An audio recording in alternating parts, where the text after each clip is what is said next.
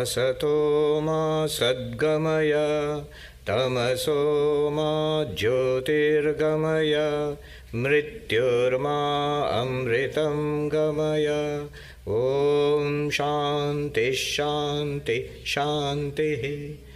Om, lead us from the unreal to the real. Lead us from darkness to light. Lead us from death to immortality. Om, peace, peace, peace. Namaste and good morning, everybody. My pranams to revered Swami Sarvapriyananda Ji Maharaj, pranams to the revered Matajis and monks who are present here. Namaskars to all who have assembled, other monastics also. Well, this is unexpected. There's a big game on today. And honestly, this is much bigger an audience than I expected. But it works as a selection device, Those who are not very interested, those who are willing to make the sacrifice of giving up the game for Vedanta, that shows something. That I remember once Sister Nivedita, she was walking with Swami Vivekananda and he was speaking so animatedly to her. And she was surprised and a little amused and said, Swamiji, you're speaking to me as if I'm an audience of 1,000. And he said, to me, you're an audience of 1,000. So we here have an audience of thousands, people who are seriously interested in Vedanta. The subject is exactly what we heard in the beautiful music just now, which was about the Mahavakyas. Atman is Brahman, you are that, I am Brahman, consciousness itself is Brahman, and also other statements, all is God, all is one. Sri Ramakrishna said, when you know yourself, you know God. In Bengali, he said, Manush nije ke chinte parle, Ishwar ke chinte pare. Which is also a Mahavakya, an identity statement. That what's our real nature?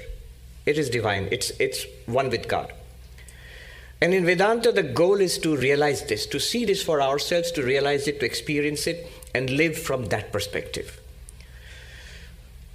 The problem is, we are outward directed. One of the Upanishads says, Paranchikhani Vyatrinat Swayambhu. The Lord has created our mind, our senses, in such a way that our attention flows out to the world. It's not the fault of the senses. The eyes are meant to see, the ears are meant to hear. The mind is meant to think about what we have seen and heard. So that they're doing their job. But the problem there is, then we become engrossed in the world outside. And we forget that there is a reality, another reality. What is that other reality? Ourselves. I was just thinking about the whole field of consciousness studies, which is booming right now. But how long it took us scientifically to turn the attention back towards ourselves. We had to go to the moon, we had to go to the bottom of the ocean, we had to invent an artificial intelligence before we looked at Advaitic intelligence, AI. It's not so easy to turn back and take a look at ourselves. And it struck me what we are trying to do in enlightenment, at least in the Vedantic path of self-knowledge, is take a selfie. The camera, it takes pictures, designed that way, it takes pictures of stuff outside. And the mind does that. It takes pictures of the stuff outside. The Upanishad said that our senses are turned outwards. Therefore, we do not see the inner self. What do we need to do? We need to take a selfie. The camera, the mobile camera, it has a particular feature where it can not only take pictures of the stuff out there, but if you know how, it can take a picture of you. It can take my picture, a selfie. And the mind can do that too. It's built in, long before Android and Apple. The Lord built it in. The same Upanishad, which says we flow outwards all the time, we do not see who we are. Avritta chakshur, amritatvamichan, kaschid dhira pratyagatmanamaikshat.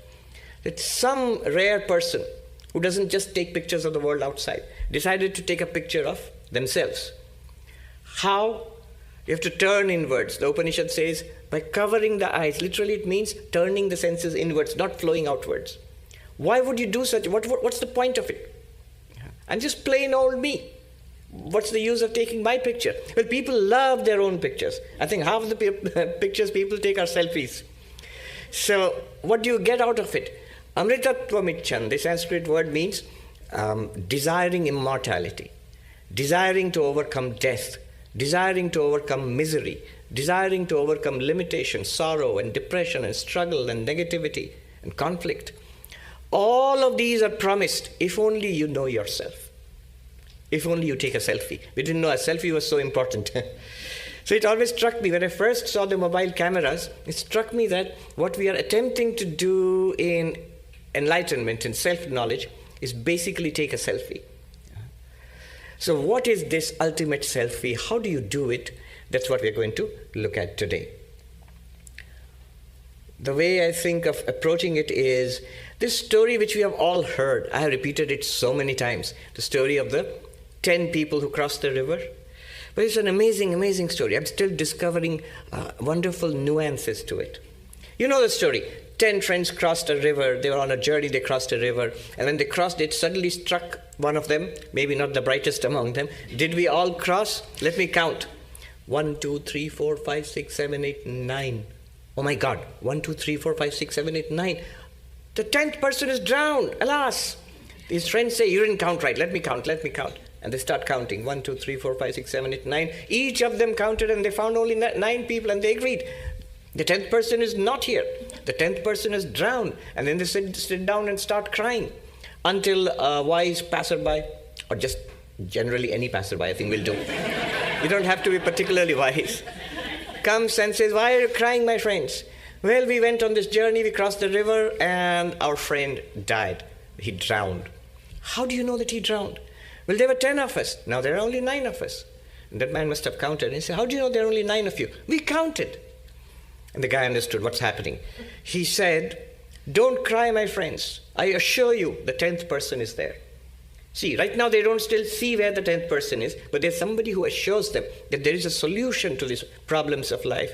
The guru comes, the spiritual traditions come, the texts come. They tell us about God, Atman, Brahman, spirituality, all of that. It's assurance. We don't know yet, but we are assured that there is a way out, that there is a solution to all this. And they say, all right, we'll believe you since you say so, but where? Where is our friend, the 10th person? And the man says, please count. And they say, we counted. Well, humor me, count again. So one person starts counting. 1, 2, 3, 4, 5, 6, 7, 8, 9. I told you. And this man comes and catches his hand and turns it around and says, 10, you are the 10th. In Sanskrit, dashamastvamasi. 10th, the 10th you are. And this man goes, oh, I see. 1, 2, 3, 4, 5, 6, 7, 8, 9, 10. Oh, I found the 10th person. The others say, let me try. And they try, and each of them find the 10th person, and they're all very happy. They've all taken selfies. They've found themselves. They're all very happy. The count is full now. Now, this story is actually pretty profound. There's a lot going on here. And the great non-dualist, a post-Shankara non-dualist who lived about 600, 700 years ago in the south of India, Vidyaranya Swami, who wrote one of the classics of post-Shankara Advaita, Panchadashi, 15 chapters on non-duality.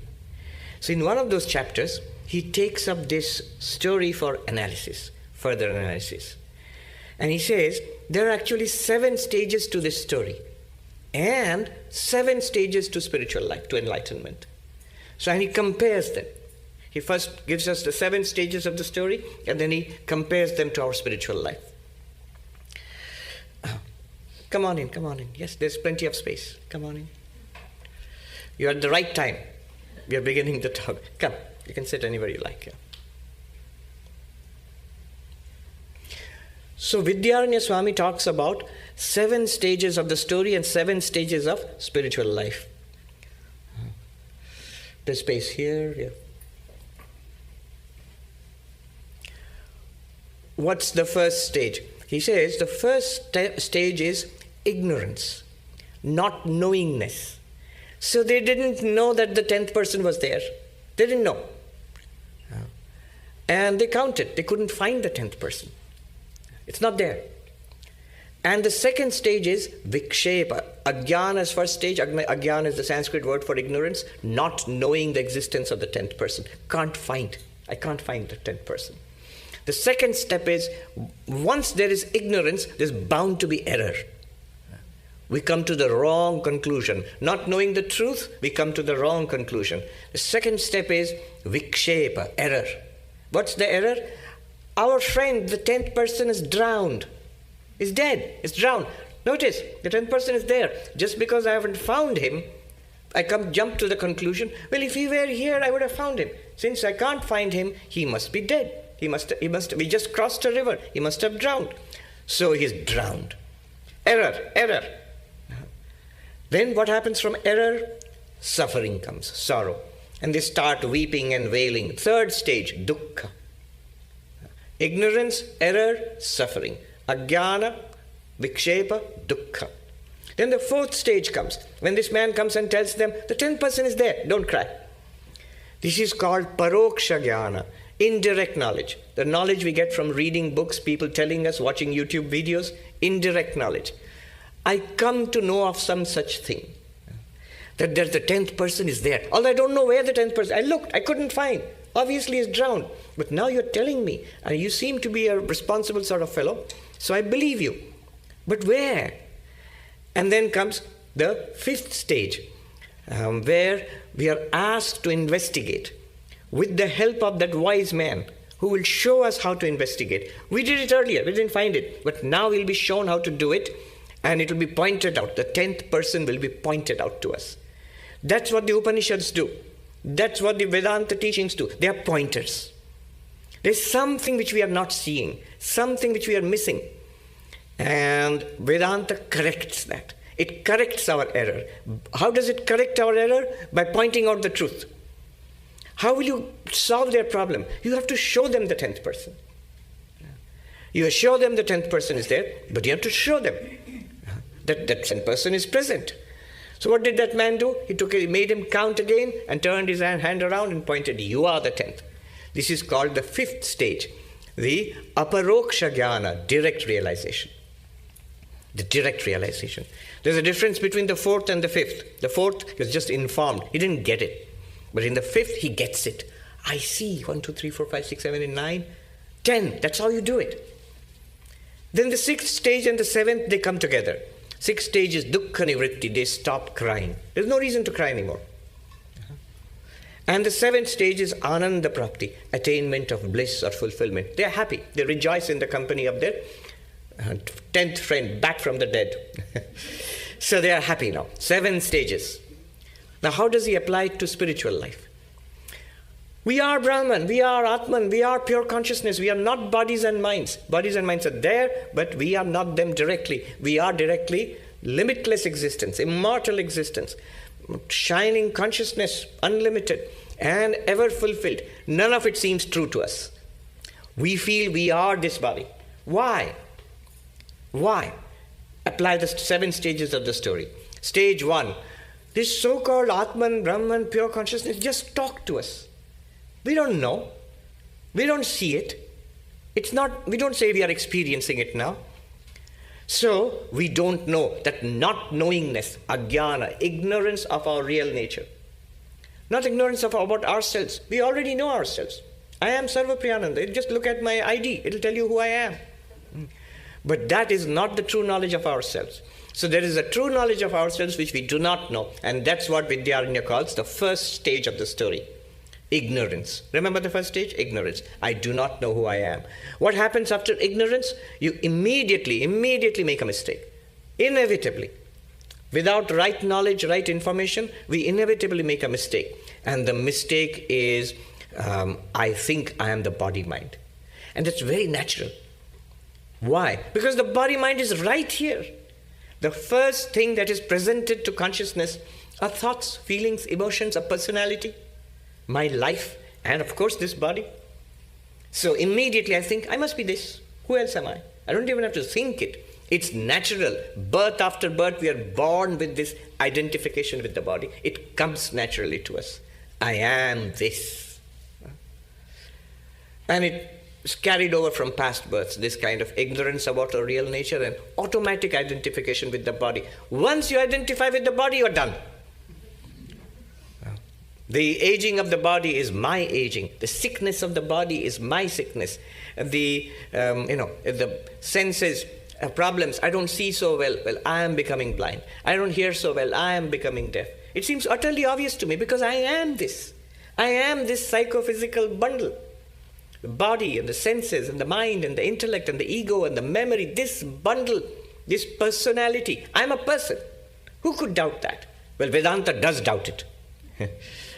And says this is ignorance. We do not know. It appears before us, but the mistake we have made is we owned it. We said, this is me. This is who I am. The reason we do that is because we don't know who we truly are. Our true nature, we do not know. Third, the moment we identify with the body, sorrow comes. Duḥkha. Identification with body, once you have jumped into the well called the body, you're in trouble, in a world of trouble. Old age, disease, physical struggles, emotional struggles, the mind, struggles in society, conflict, all of them are owned and say, this is me, and that's all I am. And I'm born, I'm aging, and one day I'll die. That's it, I'll die. This is sorrow, dukkha. And it all comes from being rooted in the body idea, that I am this doll of flesh and blood. One of our philosophers, Arindam Chakravarti, has a lovely way of playing with words. He said, you know what really idol worship is? It's the idol. The idol. And not something made by Apple either. I saw this cartoon once. So this little boy and his elder sister and mom, they're all standing, and a dad with a grumpy face standing on the side. The little boy is holding up this iPad. He says, iPad. And his sister is holding up a phone. He says, iPhone. And his mom's holding up a computer, a laptop. He says, iMac. And the dad's looking very thunderous, grumpy. He says, I paid.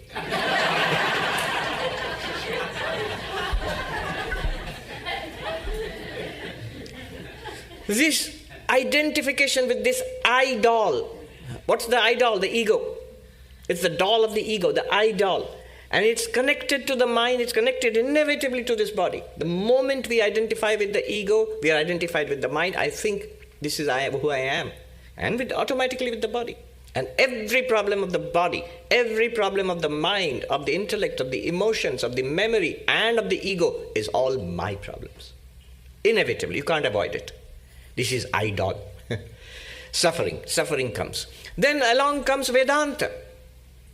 The Upanishads, the teachers, they come and tell us, wait a minute, don't cry, relax. What you think of yourself is wrong. The real you does not have these problems. Being this body and mind, you're trying to solve all your problems. We try to do that. First of all, when we are foolish and immature, we try to rearrange the world. I want this much money, and a house, nice house on the beach, and and so on and so forth. And worse than this, trying to rearrange how people behave with me. You couldn't make a bigger, more foolish mistake. They must all be unceasingly nice to me. Nobody is allowed to be rude to me or nasty to me. We quickly realize this won't work. It's a fool's errand. It will never work. Then we become a little more mature. Then we try to change ourselves. That's much more mature. Well, if I want to be happy, I must work on myself. I must do yoga. I must lead a disciplined life. And I must improve myself. I must do meditation and mindfulness and eat right and all of that. Change. That's more mature. Still will not work, because what you are trying to improve is continuously falling apart. The Sanskrit word for the body is sharira, that which decays, that which falls apart, that which is going. So you might not think that. If you don't agree with that, you are below 40.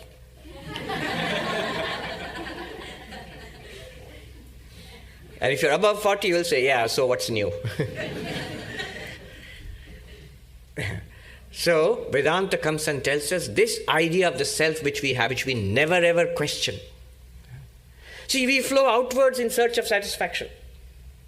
The moment we flow outwards to people, to objects, to entertainment, to wealth, to success, to fame, when we flow outwards, we are admitting to ourselves, unwittingly, that the solution does not lie here with us. We think the solution lies out there. What are we seeking?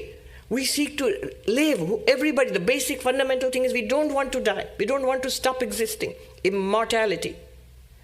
Vedanta says you are immortal, but we don't know that. So we seek immortality outside. Our immortal self, Sat, Brahman, which is pure being, it is so kind to us. It says, all right, when you're seeking outside, I will give you some reflected immortality, some further years of living in this body, some vitamin supplements which can increase your lifespan. It's called a reflection of our borrowed existence. From our real being, the body's borrowed existence, but whatever is borrowed is always going to be impermanent. It will die one day. What do we want? We want to be aware. We want to know. We want to be conscious. We don't want to be dull, dead. We want to exist, but if somebody says, okay, you'll exist, but you'll exist as a vegetable in a hospital ICU. You won't see anything, hear anything, feel anything, think anything. You want to exist like that on life support? No. I want to be aware. I want to know. I want to be, experiencing life. That is, we want consciousness. But we are pure consciousness itself. Since we don't know that, in Sanskrit, chit, pure consciousness. Since we don't know that, our self, Atman, which is so kind to us, reflects that consciousness in the mind. And so, since you're looking outwards, you will find consciousness in your own mind. But it's a reflected consciousness. It's a borrowed consciousness. So instead of pure consciousness, what we get is waking and dreaming and sleeping, alert and confused and bored and tired. Consciousness which is imperfectly reflected or borrowed in the mind. And worst of all, our seeking for fulfillment, happiness, lasting peace, search for Ananda. We don't know that we are Ananda itself, what Vedanta tries to show us. And so we seek it outside. We go with a begging bowl looking for Ananda, bliss outside. Our self is so gracious to us. Since you're looking outside, it tries to provide itself outside. But this happiness in the world is so little, so petty, so fleeting, that we are mostly unhappy. Once in a while, a little bit of happiness which comes and goes. It's all reflected, borrowed existence in the body, borrowed consciousness in the mind, and occasionally a little bit of borrowed happiness in the emotions. And that's all that we get in this world. Vedanta says we are seriously mistaken about ourselves, should look inwards. This is the fourth stage. The Parokṣa Jñāna, that there is a solution to all this. But it's not there. You have to look inwards. How do you do that? What is this looking inwards? I'll show you, Vedanta says. And we come to the fifth stage. You are the 10th. Count. 1, 2, 3, 4, 5, 6, 7, 8, 9, 10. That moment, 10. This is the ultimate selfie moment. Where you turn the camera around. Having counted everything outside and rejected it. Then you turn the camera around for a selfie. One must know how to turn the camera around, how to work it. That's what we will learn. Quick survey of the Vedantic techniques of turning inwards and taking a selfie. Details, care of so many talks, lectures, books, all of them teach you this thing. But just to give you a sample of how does it work. How do you take a selfie? There's a way to do it. You have to turn the camera, the phone's attention from the outside to this side. And there's a button you have to click to turn it around, and then you take the selfie. How do you inwardize the attention? How do you bring it in from outside to inside? There's a process. Gradually inwardizing, subtler and subtler, and each stage you reject. This is called Neti, Neti, not this, not this. Until you come to the last possible moment, and then you take the selfie. So let's try that. Let's take a look. How does it work? What's the method? 1, 2, 3, 4, 5, 6, 7, 8, 9. But that 1, 2, 3, 4, 5, 6, 7, 8, 9 is Neti, Neti. The first guy is not the 10th guy. Second guy is not the 10th guy. We're looking for the 10th guy. So 9 have to be rejected, and then you find the 10th guy. And that also requires a turnaround. So we start. Where do you start? We're looking for what? Not 10th guy. We're looking for ourselves. Who am I? Since we have been told that what you thought of yourself is not you. What did I think of myself? I'm a person. What's a person? Well, first of all, start with the most obvious, a body. An embodied consciousness, an embodied mind is a person. So this body, am I the body? And this body idea, how do you transcend that? Vedanta has many, many, many ways. This is called inquiry, Vichara, inquiry. We'll just take up one because we are pressed for time and we are really interested in the selfie. So we will move fast. Those who have studied Vedanta for some time, you'll immediately recognize what we are doing here. The body, take one method of inquiry, seer and seen. Dṛg-Dṛśya. The seer is always distinct from the seen. The subject is always different from this object. Here is something which is seen, a glass of water. It's seen. In Sanskrit, Dṛśya, that which is seen. Whatever is seen, heard, tasted, touched, smelt, all of the 5 senses, the objects of the senses are in the category of the seen, Dṛśya. Whatever we speak about, again, objects of language and the category of the seen, Dṛśya. Whatever we can think about or feel about, those are all Dṛśya, object, object, object. So the body, the world is the seen, clear. The body is also the seen. Because I can see it, I can touch it, I can smell it, I can taste it. I can even hear the rumblings in my tummy. Every sense objectifies the body. It's a thing. It's an object. I am the subject. It is seen. I am the seer. Therefore, Neti, this is not me. I am not an object. I am not a thing. See, what we are asked to do here, this is the subtlest spiritual practice, which is called inquiry, self-inquiry, Atma Vichara. So what we have to do here is be careful and be slow. Be meticulous. First, settle down in the body. Feel the body. Don't over-intellectualize it. Vedanta works best when we understand what is being said and then immediately notice it. When I say, here is a glass of water and it's an object which is seen, don't think a glass of water is a seen object. No, take a look, see it. I am the seer. That is the seen. And it's real. It's not theoretical. I remember I was giving this talk once in India. After the talk, this lady who was fairly indignant, I could see in her face, she stormed up to the Q&A first, and the first question she asked, she was worked up about it. She said, all of this is fine, but it's also theoretical. I said, madam, not one thing I said here is theoretical. That you are standing here physically in front of me, is it theory or is it a fact? She said, it's a fact. The body is not a theory, it's a fact. And so it is seen, it's an object just like that. Look at it, settle down in it and see it's a thing. No matter how close it seems to me, how intimate it seems to me, it's still a thing. So this is one argument. I can give you like 8 or 9 like this, different arguments to show you you cannot be the body. Not only we are to understand that we cannot be the body, we have to see. There's a difference between understanding and seeing. So I see that I am not the body. Why? On what grounds? It is Dṛśya, seen, an object. I am the subject. Then what am I? I'm there. I'm here, right here. Vedanta tells us, look inwards. Subtler than the body, inward to the body is what? What do you come across next? Vedanta proposes something, the breath, Prāṇa. The forces, physiological forces which keep this body alive, which makes it a living body, the life forces. And the most obvious of it is the breath. Right here at the nostrils, you can feel it. You feel the inflow and the outflow of the breath, the in-breath and the out-breath. The breath itself is not meant. It includes, it's like the tip of the iceberg, it includes the whole physiological system. An incredible thing which keeps the respiration going, the circulation going, the digestion going, the nervous system going. All of it is powered by Prāṇa. It's a power pack. Am I that? But that's also Dṛśya. It's also seen. It's an object. What do you do when you go to your mindfulness teacher, meditation teacher? What does the teacher tell you?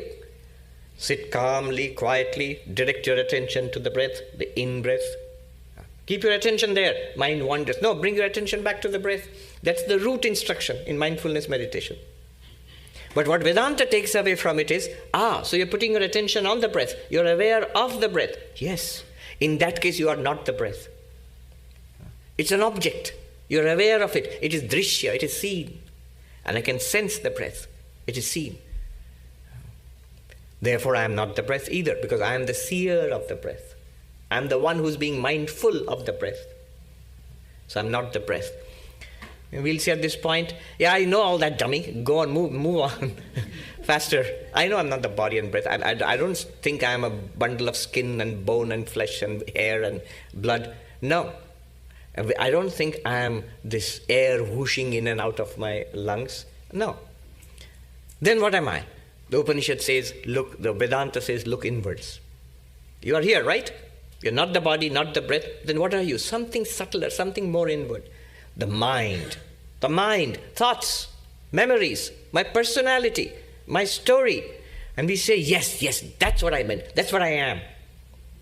Most people identify automatically with the mind. We think if you push people, what exactly are you? A person. What's a person? A mind and a body? Or a mind embodied? Am I the mind? Might think so, yes. What else could I be? But the mind is also seen. It's called introspection. Take a look inside. Think a thought. The funny thing about the mind is when you try to think a thought, there are no thoughts. When you try not to think, they're full of thoughts. So A, B, C, D, 1, 2, 3, 4, Om Namah Shivaya, any thought. Mundane thought, holy thought, sacred thought, a mantra, whatever it is, a prayer, a thought. You clearly experienced it. Each of us, look inside, we have an inner private life of thoughts, memories, desires, impulses, perceptions, all internal. Those are thoughts. In Sanskrit, there are precise words for that. Chitta vritti, movement of the mind. Any movement of the mind, any thought, any emotion, any memory, they're chitta vritti movements. Any intellectual analysis, like we are doing right now. They're all chitta vritti. And the interesting thing is, they're all observed or they're all experienced. They can be. If you draw your attention to it, you'll experience it. They're all Dṛśya, not me. I am clearly the experiencer of the thoughts. Just think a thought, ABCD. Am I ABCD? Of course not. It's just like self-talk. It's like talking in the mind. That's all that a thought is. I am not the thoughts. It's a great freedom to have this gap between I and my thoughts. Even the thought I, the ego is also a thought. This freedom from the ego is the first thing that spiritual life gives us. Bhakti gives it to us, devotion gives it to us by diminishing the ego in the presence of God. I am nothing, thou art all, my beloved. The ego diminishes. Karma yoga does it through selfless service. Instead of aggrandizing myself, I, me, this person, I pour out my time, energy, money, all of this in the service of others. The ego diminishes. Raja Yoga, the method of meditation, diminishes the ego. The ego is most happy when the mind is restless. The ego doesn't like it when the mind is still. Why? It gets isolated. All its friends, its henchmen, its thugs, the thoughts, the feelings, the emotions, desires, they have all been quietened. The poor fellow is now isolated, the ego. It looks around, where are my friends gone? And we go, aha, got you. What do you realize? I am not you. Oh, ego, I am not you. You are also a thought. You are also an activity of the mind. When the mind goes to sleep in deep sleep, when the mind is settled in deep meditation, no ego. Yet you exist. Who is meditating after all? Who is sleeping after all? You. I am not the mind. Incredible. Incredible. If you can just settle down there and see, the mind is like this glass and its contents. The mind is like this glass and contents of water. Mind contains thoughts, feelings, emotions, something like that. If you get a freedom from the mind, you can directly see it's not me. Go further. What else? Vedanta says there's a higher mind. Call it the intellect. The one which understands, intelligence. It's part of the mind, but Vedanta insists on separating it. Why? Because a lot of this inquiry is being done by the intellect. So am I this intellect? Am I intelligence? Often, intelligent people often think so. They want to stop there. I am intelligence. No, even intelligence can be understood. Especially when we don't understand. When we're kids working on a math problem. I don't get it. I'm struggling with it. That's the intellect. The next moment I get it. Eureka, got it. That's the intellect. It's called determinative function, which says, I got it, I understand. This clarity we have, I am Sarvapriyananda sitting and talking to you here. That's intellect. It's wrong, entirely wrong, but it's still intellect. Vedanta is trying to revise that. That's still, but our point here, however, is that's still objective. It's a very subtle object. Now we are in a realm which most modern consciousness studies, they don't understand. If you ask people who are working in consciousness studies, what are you studying? They will say intelligence, memory, emotion, perception. All of it is mind, senses, and intellect. All of them are objects, objects, objects, not consciousness. This they don't understand. There's a reason also they don't understand. We'll see. I'm not even the intellect. That's also an object. I can sense the intellect when it doesn't understand. I sense the intellect when it understands. The moment of, aha, I got it. That's intellect. If I'm not the intellect, go further. Vedanta says, turn in further inwards, go deeper. What am I? What else is there? Think about it. When I do not perceive the world, I don't have any sense of the body. I do not see anything, hear anything, smell anything, touch anything. Then the breath is even and slow. And the mind calms down and still. The intellect is not analyzing without imagining anything, trying to understand anything, without remembering anything, keeping the feelings neutral. What am I? What's there? Nothing. Just blank. So am I this blankness? This utter seed state, stillness, which we all experience every day in deep sleep. You can make it even deeper, general anesthesia. Yeah. Am I that? That potential state could be. But notice, that is also an object of experience. We can talk about it after we come out of it. What did it feel like to be in general anesthesia? We'll say, it felt like nothing. That's also an experience. I am not tired of repeating. It's a very profound insight. Deep sleep, general anesthesia, is not an absence of experience, it's an experience of absence. If this is an experience of absence, who or what is experiencing it there? Now we are at the very edge. We have to make that turn now. 1, 2, 3, 4, 5, 6, 7, 8, 9. What else is there? If I am not that general anesthesia, that deep sleep, blankness, if I am not that, what else is there beyond nothing? I can't think of anything beyond nothing. Then who am I? I am not the body, I saw that. I am not the pranic system, I saw that. I am not the mind, the thoughts and feelings and emotions, I saw that. I am not the intellect, I saw that. I am not the absence of these things, the blankness which I experienced in deep sleep, I saw that too. I understand. I saw means I understand that. Someone might say here, a particularly clever one, yeah, I am not any of them individually. I am all of them. You put them together, I am the bundle of body, prana. Some of you are nodding your head, yeah, that's right. No, it still doesn't work. If I am not the body because it's an object and I am the witness of that, then you collection of objects also, I am not that. See, if I am not the glass with water in it, and I am not the table, and I am not the microphone, if you put them all together, will it be me? No, of course not. I am not an object, nor am I a collection of objects. So I am none of them. Yet I do exist. Whatever is possible, I checked, and I say, no, it's not me, it's not me, it's not me, it's an object, it's an object. I'm the subject, I'm the seer, these are seen, these are Dṛśya, I'm the Drashta. But I can't find the Drashta. Where am I in all of this? I can't locate myself. And then the teacher comes and says, why can't you locate yourself? Go back to the story. This is the beauty of the story. Why do you think the counter couldn't find the 10th man?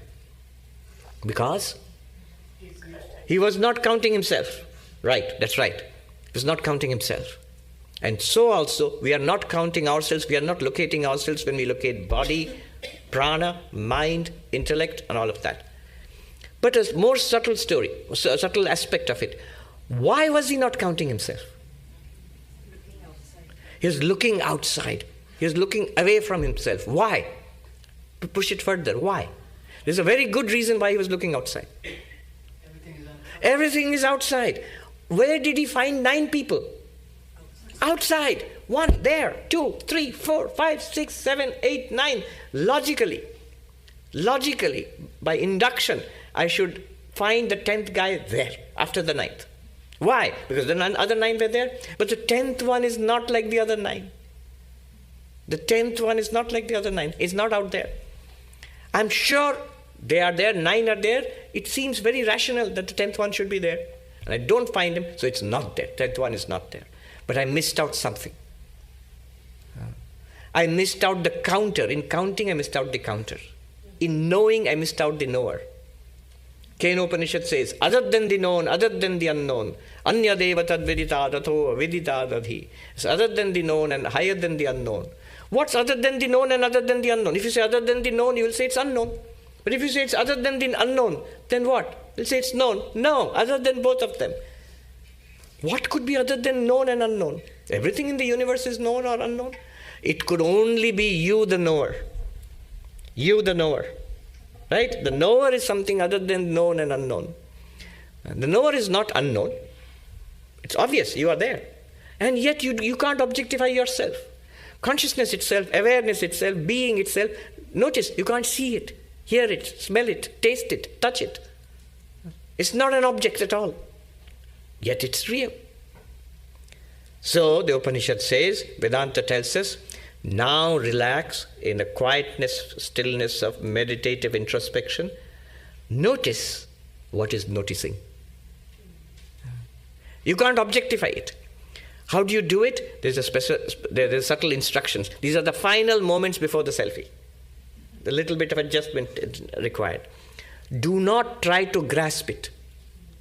Grasping it is again objectifying it. If you try to grasp it, you will say the 10th man is missing. Then what can you do? What you can do is thoroughly see for yourself what I thought I was myself. I was those, the body, the mind and all. Thoroughly examine it and be absolutely clear, I am none of them. But how will that reveal me? Because you are self-revealed. The Atman is ever shining. You don't have to reveal yourself. We'll see that a little later. You don't have to reveal yourself. You are always shining. Vivekananda says open secret. Your real nature is the open secret. You don't have to reveal it through Vedanta. It's obvious. But we are missing it like that man who couldn't count himself. So what you do is you count the 5. Count the 5, neti, neti. Not the body, not the prana, not the mind, not the intellect. And just don't repeat it mechanically. See for yourself. See, the body is a fact. It's not theory. The prana, the mind, the intellect, they're all facts which we can experience right now. What prevents us from noticing? Okay, that's what's going on. That's machinery. Body is physical, biological machinery. Prana is biological machinery. The mind and the intellect are subtle, inner, mental machinery. And shutting it down is the causal state. What are these appearing? The way to do it is, there are multiple ways. First of all, clarity that I am none of them. And then, these are subtle matters. You can take one of 2 ways. One is, go to the last known activity, the subtlest activity of the mind. Like the sort of the 8th person, 9th person, something else is there.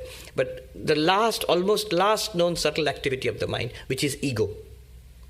Center yourself in the sense of I, and then ask, clearly the I is being experienced, not this I, the vertical I. The ego is there's a feeling of I. To whom is this feeling coming? Ask that. One can go back using the I as a mirror. Like a mirror, go look at the mirror, you can see the face in the mirror. That's not the real face, by the way. From there you go back, here is the real face. The real face is not seen directly. You can see a reflection of the face. From the reflection you can trace it back to the real face. This is who I am, not that.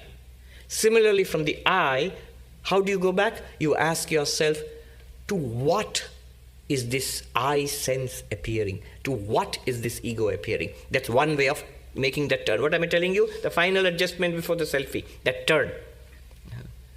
One way is from the I sense, look back. Use the I as a mirror. The other way is go further than the I sense. Just blank out everything. Without the world, without the body, without seeing, hearing, smelling, tasting, touching, without speaking, without thinking, without remembering, don't remember anything, even my own name, without analyzing, without imagining, shutting down everything into an utter blankness. What is experiencing that blankness? It's a turn like this from there. Try it at home. Don't directly try to turn around and see for yourself. You'll just get a headache.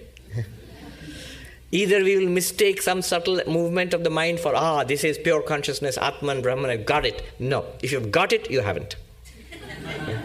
Because it's not something which you can get, not an object. It's never, never, never an object. At this point, somebody asked once, it would help if you have 10 things. 9 and then go for 9. It'll match the story more carefully. You just did 5, the physical, the vital, the mental, the intellectual, and the causal. In Sanskrit, the Annamaya, Prāṇamaya, Manomaya, Vijñānamaya, Ānandamaya. But in the story you had 10 people, Could we do it with 10? You can. I didn't know that. One monk, I don't know if he came up with it himself. He uses the method of the 3 states of waking, dreaming, sleeping. 3 states that describes our lives. I am the waker, this is my waking world. I fall asleep, everything here disappears, my body also disappears from my experience. And a mind projects a world of dreams. And I'm myself there in the world of dreams as a person in my own dream. And then that also shuts down blank, an experience of nothing, an experience of absence. We call it deep sleep. And this method asks, to whom or to what are these 3 appearing and disappearing? Exactly like the method of the 5 sheets which we saw earlier. All of them are the 10th man story.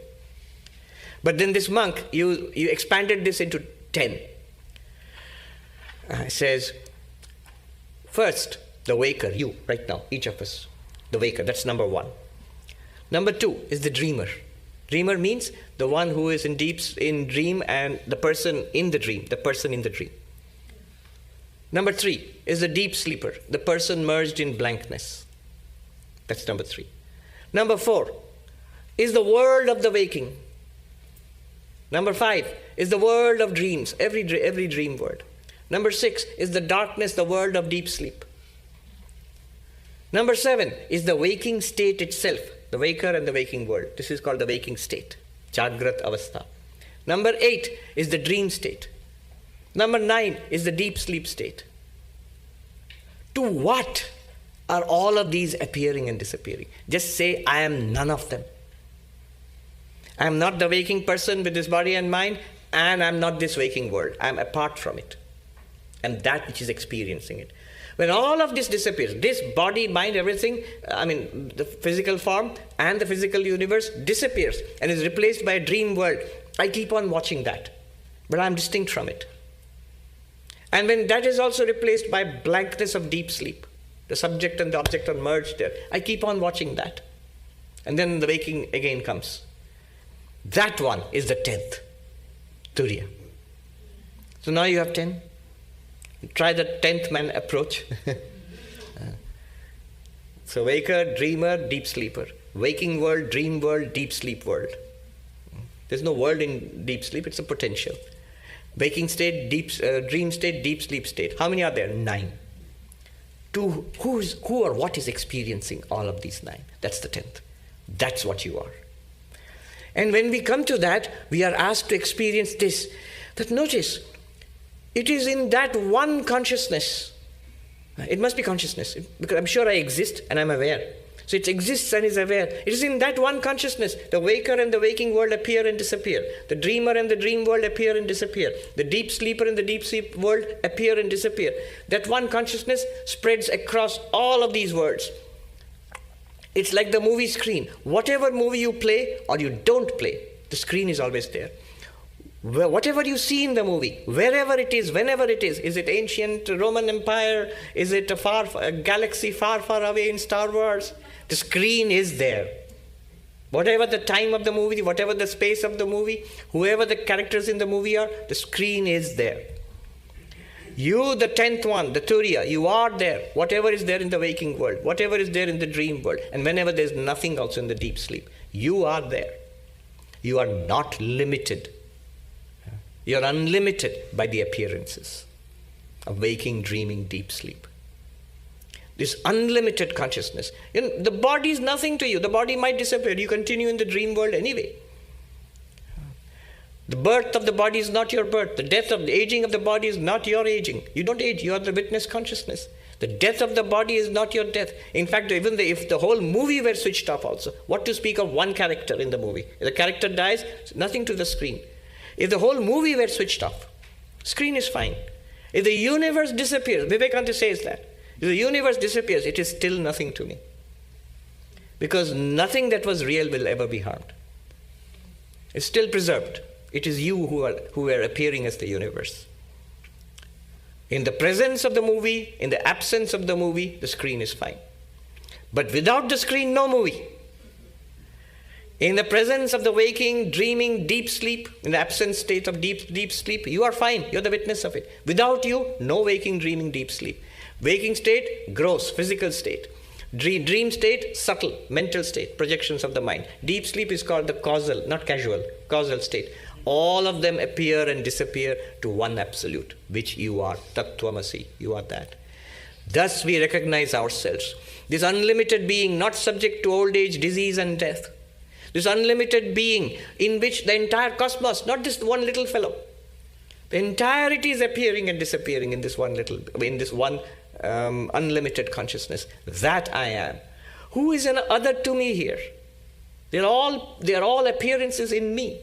They're none other than me. I alone appear. Just as I appear as Sarvapriyananda, I appear as everybody here. Just as you appear as yourself, you appear as everybody here. Not one being here is other than you. This is the grand oneness that non-duality speaks about. Vivekananda said it is the divinity of the self within and the oneness of all existence. Appreciate this and you see how you are beyond sorrow. From this perspective, the moment you realize this is the ultimate selfie. That such a thing exists. And then a further movement comes. This is important. Sri Ramakrishna says, when you look back upon what you did, the waker and the waking world, the dreamer and the dream world, the deep sleeper and the deep sleep world, the waking state, deep sleep state, Sri Ramakrishna says, after you realize the Turiya, then you look back and you see, I am all of those things also. Every character in the movie is the screen. If you touch that character in the movie, what will you touch? The screen. Every place in the movie, every time in the movie is the screen on which the movie is playing.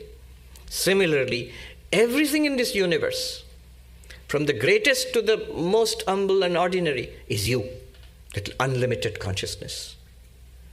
Vivekananda would use shocking language. He says, the very worm is brother to the Nazarene. Worm, the most humble creature, and Jesus Christ, Son of God, they are brothers. Brothers in the sense, one consciousness appearing as the tiniest manifestation, most ordinary, and the most glorious manifestation. They're all united in one divinity. So in that sense, we are all that one consciousness, and you are that, not part of it, not part of it. You can say whole of it, but there's no part and whole there. There's one indivisible consciousness. Each one of us is fully that. In this, each one, even this language is caused by bodies, by minds, by personalities. This is the ultimate selfie. Then you see that the first is realization of this infinite consciousness. And then you notice that this infinite consciousness is non-dual. There is no second reality apart from it. Right? This non-duality of this infinite consciousness is the oneness of this universe. It's a vastness. It's not a small, isolated consciousness, not the body, not the mind, a tiny bit of light called consciousness. No. You are the ocean of which this universe is waves. Entirety of the waking universe, there are waves in you, the ocean.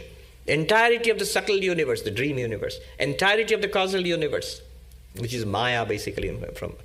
These are waves in you. But you are the ocean itself.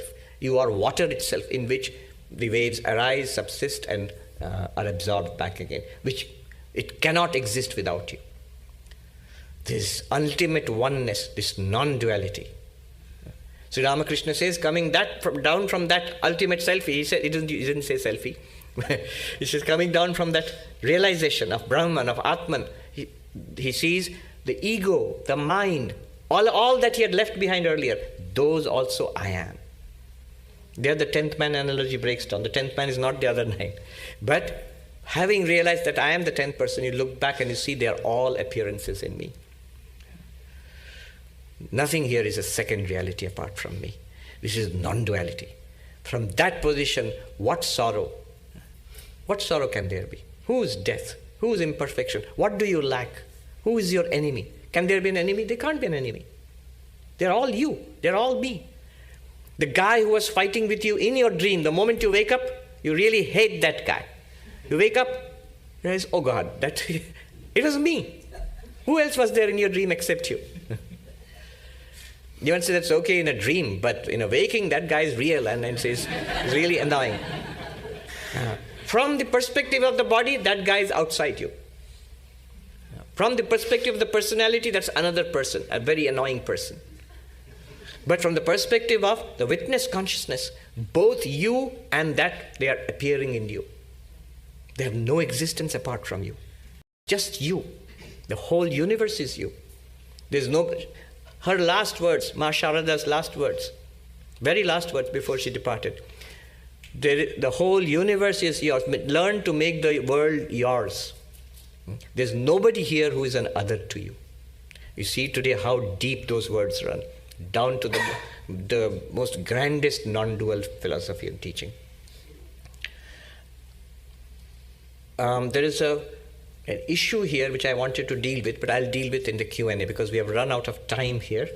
I'll wrap it up now and then we'll deal with the Q&A. The issue there is, in this whole process, what's the role of the mind? Some say, so you gave a process of inquiry. Clearly it's a very intellectual process. So can you do that? Can you argue your way to enlightenment? What is the role of the mind? Does it have no role at all? Does it have some role at all? What exactly is the exact moment of the selfie? What's happening there? Can be narrowed down? Because it's clearly something is happening in the mind, a transition. What's happening there precisely? That we'll talk about in the Q&A session. Om Shanti Shanti Shanti Hari Om Tat Sat Shri Ramakrishna Arpanamastu. Very good. This is, we are very proud to say, from Vedanta Press, the only actual book that was written as a book. It is available in the bookshop. We ask that you come to the bookshop and get the book, and then Maharaj will be giving a signing in the greenhouse living room. Now, Swami Sarvapriyananda has asked a couple of requests here. Swami has beautifully explained to us that the selfie is not the body. And at this time, as we are now understanding this, and pure consciousness can't be photographed, we ask you to resist somewhat that. The other thing is, because, again, we may not be the body, but we do depend on food at least to a certain extent, and Maharaj wants to be sure that we don't send Swami away hungry, that we do keep the questioning to this session here, and share your questions with each other, rather than storing your question and trying to ask Swami while he's doing the book signing. And so, Maharaj. So it's the Q&A now and then the book. Yes, the book is From Illusion to Infinity, Discovering the Self. Now, please, only 10 minutes gap. Just go and have some cup of tea or something and come back for question answer. Okay? So it is now 12, so we will be back by 12:10. That better to start that question answer, and then we will have signing, book signing, and then prasad for everyone. Don't go back.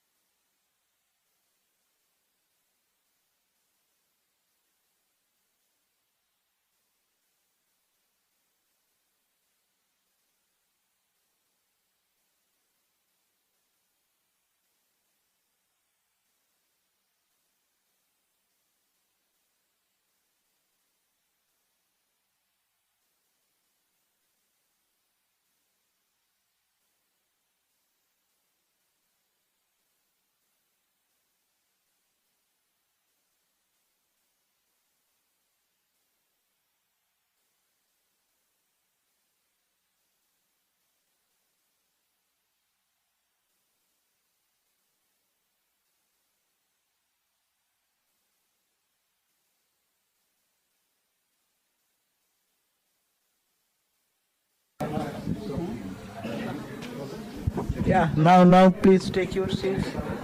Please take your seats.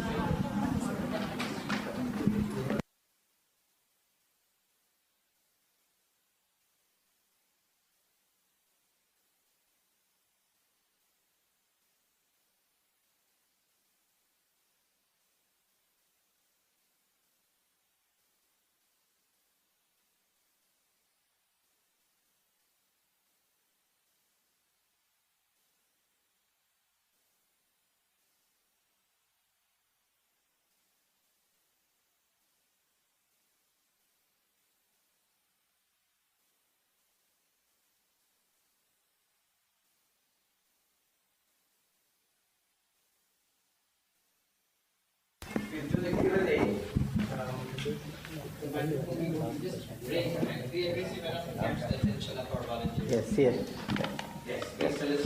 Yeah. My name is Krishnananda Kini. See, when we realize ourselves, we see God, then why Lord Buddha did not see God or speak about it? It's a question. If we realize ourselves, we see God. Or the exact description was, when you know yourself, you know God. So why did the Lord Buddha not speak about God? Buddhists are either agnostic about God or they are openly atheistic about God. Either they don't talk about God or talk.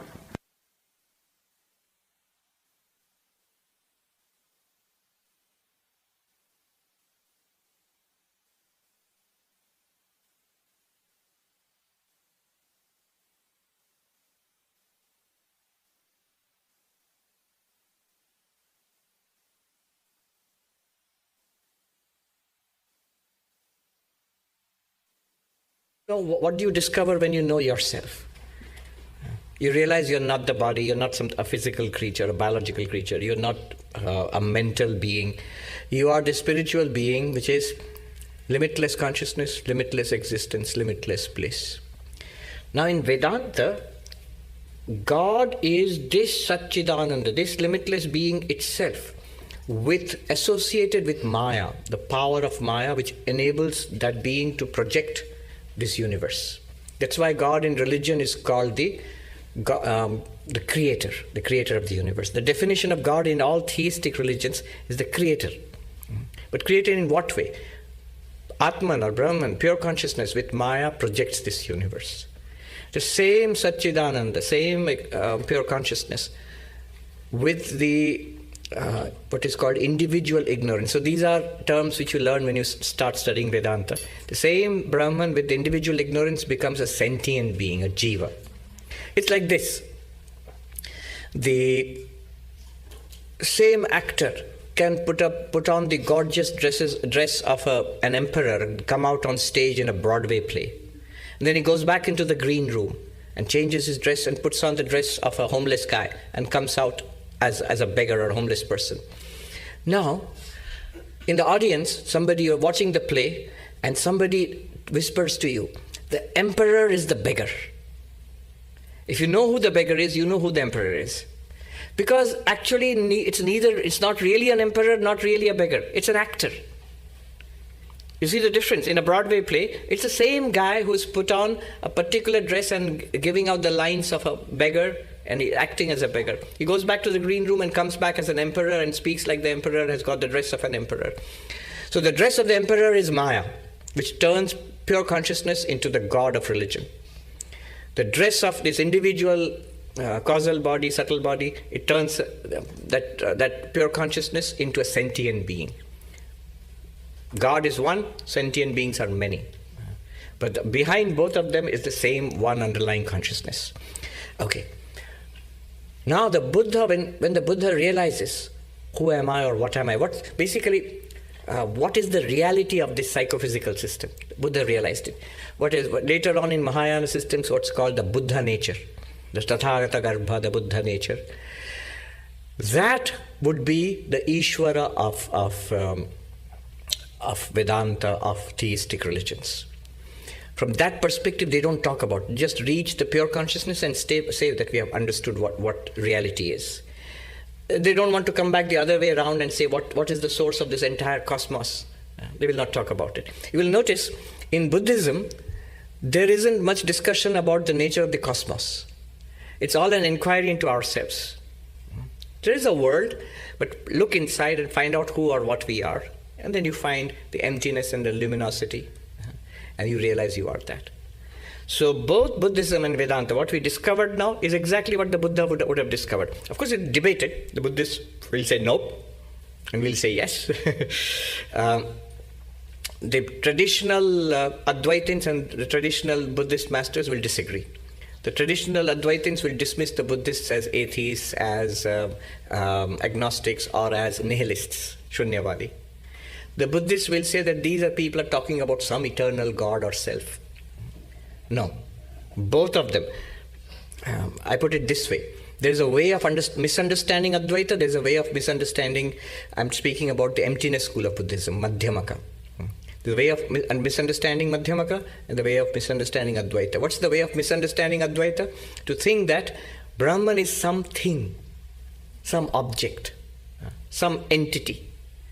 Brahman is not an entity, not an object. Immediately when you hear that, you say, then it doesn't exist. It's an idea or a concept. No. It's like saying you have necklaces and bracelets and rings, and then somebody tells you about gold, and our immediate thing, what we think immediately is gold is a new kind of ornament.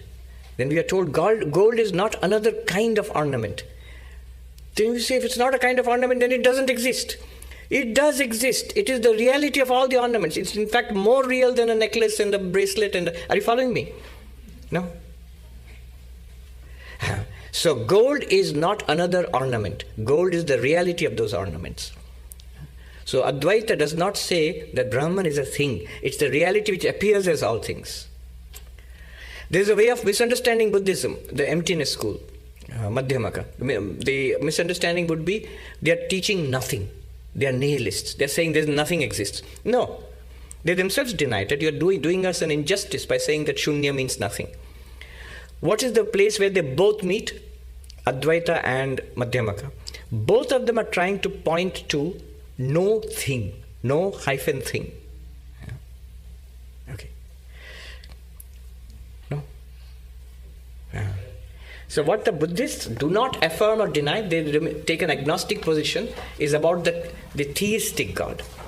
But the Advaitic Brahman, the question would be still very, it's an open question. I would say that what the Buddha discovered was the same Atman or Brahman. They would say, of course, no. Some of them agree, some of them don't. I have met Buddhist masters who agree. Thanks. Yes. Who's next? Tell us your name and ask the question. Pranam Swamiji. My name is Vikram, and my question is, at what point in the human journey do we lose awareness of our true nature and become ignorant? Is it when the baby is in the mother's womb, or is it when the baby is born and takes an individual form, or is it much later through conditioning? And for the baby, how can we avoid the process of being ignorant so that the baby does not suffer in its life? Shankaracharya says in his Adhyasa Bhashya, his essay on superimposition, he says, Naisargiko ayam loka vyavahara. Naisargika, the Sanskrit word Naisargika means natural. We are born with this ignorance. How can you prevent the baby from acquiring this ignorance? You can't. The baby is born with that ignorance. Not only now, we are born life after lifetime with that ignorance. Ignorance is natural to us. It's our natural condition. That's why we are born. That's why we are going through these cycles of births and deaths. What is not natural, what requires going to school, is knowledge. Just like any other knowledge. The child is ignorant when it's born. But it needs to go to school to learn mathematics and language and science and all of that. Similarly in Vedanta, our ignorance is a primal ignorance, called the primordial ignorance, Ajñana. And to remove that, knowledge is required. Knowledge is introduced, then ignorance is removed. You can push it further back. So you said, okay, by the time the child is born, the child already has ignorance. But where did this ignorance come from in the first place? Would that be your question? Yeah. Okay, so that's you push it further back. Ultimately, where did this ignorance arise at all? If the only reality is non-dual Brahman, there's no scope of ignorance. How can there be a shadow in the sun? It's just light. How can there be darkness in the sun? How can there be ignorance in Brahman? The answer there is, ignorance is beginningless. It never began. Understand that in two ways. One is a very straightforward, logical situation. If Brahman is the only reality, it stands to reason there can't be anything else. It always has been one non-dual reality. Even time and space come afterwards. So you can't even say always it has been that. Only that, without a second. Therefore, all that comes afterwards, ignorance, samsara, all of this, cannot be real in the sense of Brahman. It can only be in the movie, in the world appearance. Both ignorance and knowledge, both bondage and liberation, they must be part of the movie, not part of the screen. Advaita Vedanta, if you push the logic to the extreme, it will become like this. But going back, the second thing I want to say is, to the actual claim that ignorance is beginningless, that's actually a pretty simple claim. I have explained it other times. Professor J.N. Mahanti, Jitendranath Mahanti, who passed away recently, was a great philosopher, well established in both Indian and Western philosophy. He explained it to us once. He said, ignorance, any kind of ignorance is always beginningless. So he asked us, do you know German? We said, no. Sprechen Sie Deutsch? Do you know German? No. Then you are ignorant of German. We said, yes. When did your ignorance of German start? We said, well, at my birth. Oh, so before your birth you knew German. And then we went, I see what you mean. Ignorance is beginningless. Which ignorance? Any, could be ignorance of German, could be ignorance of French, could be ignorance of computer science, or ignorance of Vedanta. Just like that, ignorance of our real nature is beginningless. But it comes to an end. The moment you take a few lessons in German, it comes to an end. The moment you start learning Vedanta, it begins to go away, the ignorance about our real nature. And it still doesn't explain all this. Right, but when you become enlightened, you see that what always was this non-dual Brahman. This was always an appearance. And the appearance will still continue. As long as you continue in this body, it will still appear like this. The movie will continue, but then it won't bother you anymore. When there is a dream in the morning, I don't have to do Neti, don't have to ask Astavakra. I just know that it is not real. It's not true. But the same mind, I have one mind, and the same mind now, after doing japa, doing meditation, reading Neti, and 100% understanding, I still feel I'm Devati, and yes. I don't feel I'm consciousness. So why the same mind is acting differently? Yes. So she's saying that a dream, I understand, it's a dream. The moment I wake up, I don't have to do any spiritual practices. I don't have to listen to YouTube videos explaining that it's a dream. No, the moment I wake up, it's gone. I know it was a dream. I didn't have to do anything about it. But here I am, you're telling us this world we are experiencing is dreamlike, but I don't feel it's dreamlike. Even after all sorts of spiritual practices which I've done, I still feel I'm this person. That was the question. Notice how the dream became a dream. How did you realize it's a dream? What happened? Not in the dream itself, after waking up. The surest way of negating something is to get in touch with the truth. The truth was the waking world with respect to the dream. I woke up. Now I know this. In comparison with this, what was that? Oh, that was a dream. Until I get hold of this, it's impossible to cancel that out. Whatever you do in the dream, suppose someone comes and tells you in a dream, this is a dream, and try this way, meditation, attend lots of dream YouTube videos and all of that, and then you can wake up maybe. Maybe you could. In dreams, if you start analyzing, is this a dream or not, you could wake up from a dream. That's what we are trying to do. This will all become a dream instantly when you realize the truth, that Atman or Brahman, that we are that. When it becomes clear, it's already here, it becomes clear to us. That is an example. From dream to waking is a change of state. In Sanskrit, it's called avastha. Whose state? State of what? Often people use misnomer, state of consciousness. They are not states of consciousness. They're states of the mind. It is the mind which wakes. It's the mind which falls asleep and dreams. It's the mind which goes into deep sleep and wakes up again. Not Atman. Atman is ever shining. So when the mind changes a state, it falsifies the earlier state, the dream state. So all that I saw, that was a dream. This is real, this is waking. From the Atman's perspective, now we want to wake up from all states into the reality. Going from dream to waking is like taking a bracelet, golden bracelet, melting it and turning it into a necklace. The bracelet was one state of the gold. The necklace is another state of the gold. That's called one ornament, this is called another ornament. What continued in between? What continued in between? What was there? What's there as the gold? Gold. It's gold throughout. It's gold when it's a bracelet. It's gold when it's a necklace. It's gold throughout. When you want to wake up from all the ornaments to gold itself, it's like that. Now we are moving from deep sleep to dream to waking to dream to deep sleep. We're cycling through that. But when you want to wake up from all of these states to what's underneath all the states, not the waker, not the dreamer, not the deep sleeper. This is what we're cycling through now. Waker, dreamer, deep sleeper.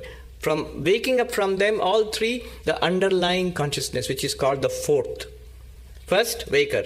Second, dreamer. Third, deep sleeper. Fourth, Turiya. We want to wake up from these states into the reality. You want to wake up from the ornaments into the gold.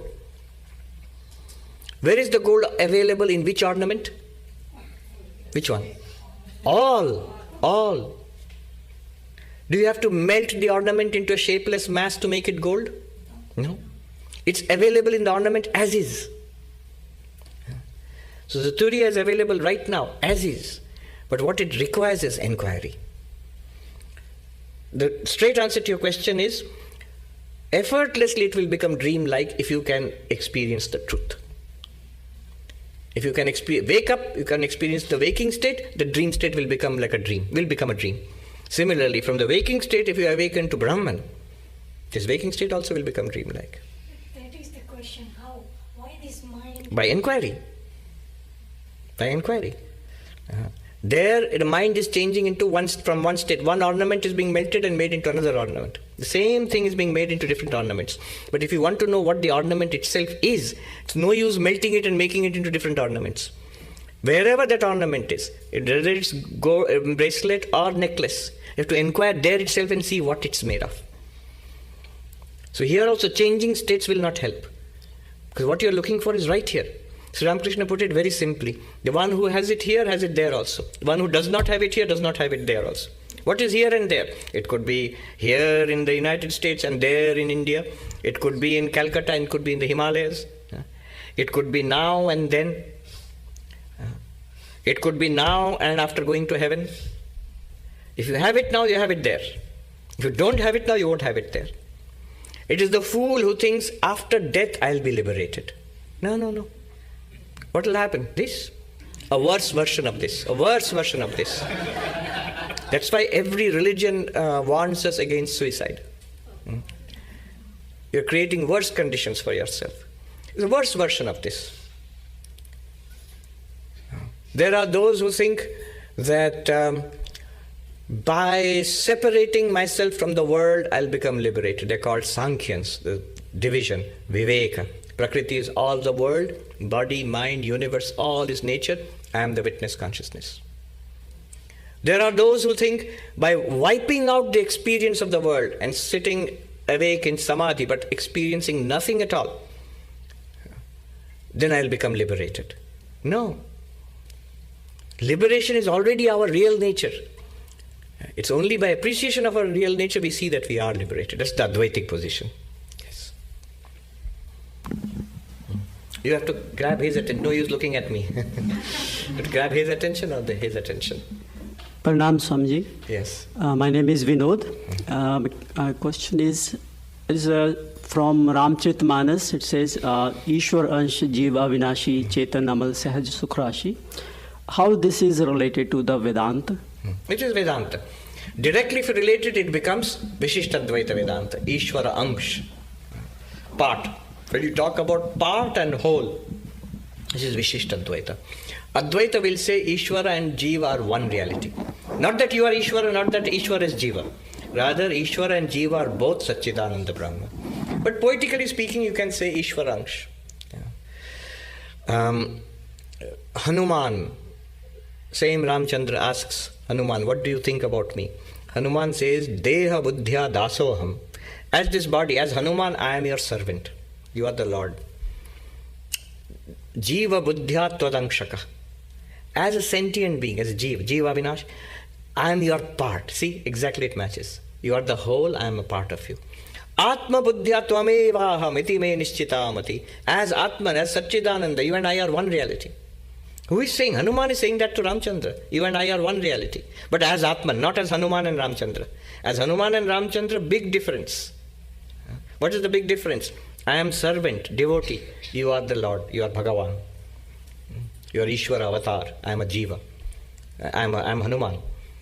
As Jiva, you are the whole, I am part. You are Ishvara, I am Jiva, I am part of you. As Atma, Satchidananda, you and I are one reality. It's one unbroken existence, consciousness, bliss, Satchidananda. Which one is true? All are true. From which perspective? Body perspective, mind jiva perspective, or Brahman perspective, Satchidananda. So wonderful answer. And Sri Ramakrishna approved of this approach. But there are some traditional Advaitins who will give a different interpretation. So once Swami Turiyananda, a disciple of Sri Ramakrishna, he met. There was one of his visitors was Sadhu Shantinath, Nath Sampradaya. He was a very austere, great austere sadhu. He would argue for the non-dualist position. I am Brahman, and forget all this God and all this. He said, forget it.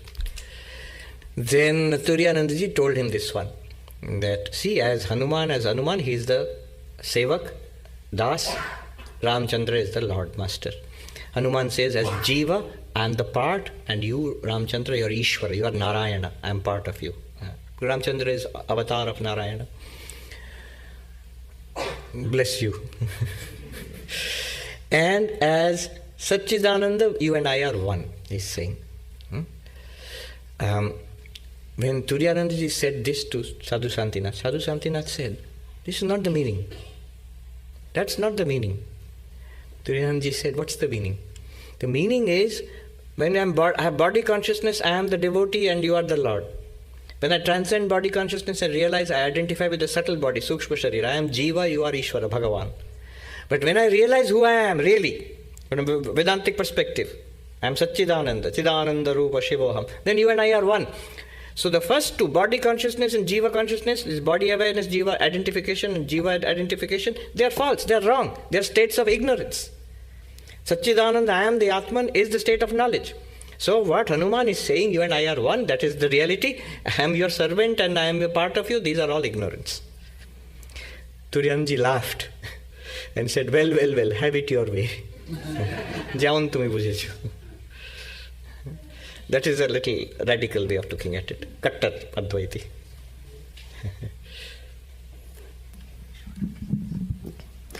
Pranam Swamiji, my name is Jayashri.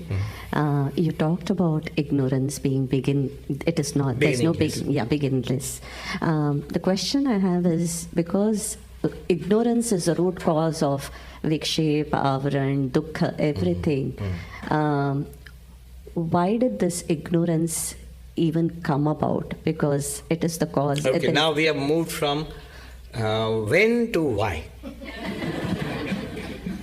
When did ignorance come? The answer was beginningless. So, all right, couldn't catch you there. But then tell me why. Why? See, these questions, what, where, when, why. What is ignorance? Great discussions. Huge discussions are there in Vedantic texts. Trigunatmakam, made of three gunas, sattva, rajas and tamas. Jnāna virodhi, which is cancelled or negated by knowledge, the opposite of knowledge. Negated by knowledge, that is ignorance. Sadasadbhyam anirvachanyam, you cannot say it exists, you cannot say it does not exist. Sadasadbhyam anirvachanyam. You cannot say it exists, because when it's cancelled by knowledge, the reality will never be cancelled by knowledge. Knowledge only reveals the reality. If it disappears when you know what it is, then it can't be reality. But you can't say it doesn't exist, because it gives rise to all our samsara. That's why we are here. What else? Bhava rupa.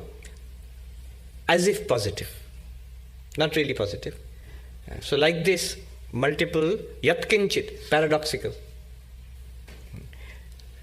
You see, instead of saying paradoxical, one might say that, why don't you be honest and admit you don't know what you're talking about? But it is the nature of reality, of our investigation, which reveals that the very paradox at the heart of all of this. If you just consider science, 19th century, if you ask scientists, physicists, mathematicians, they would have said, what will happen to science in the next 100 years? They would have said completion.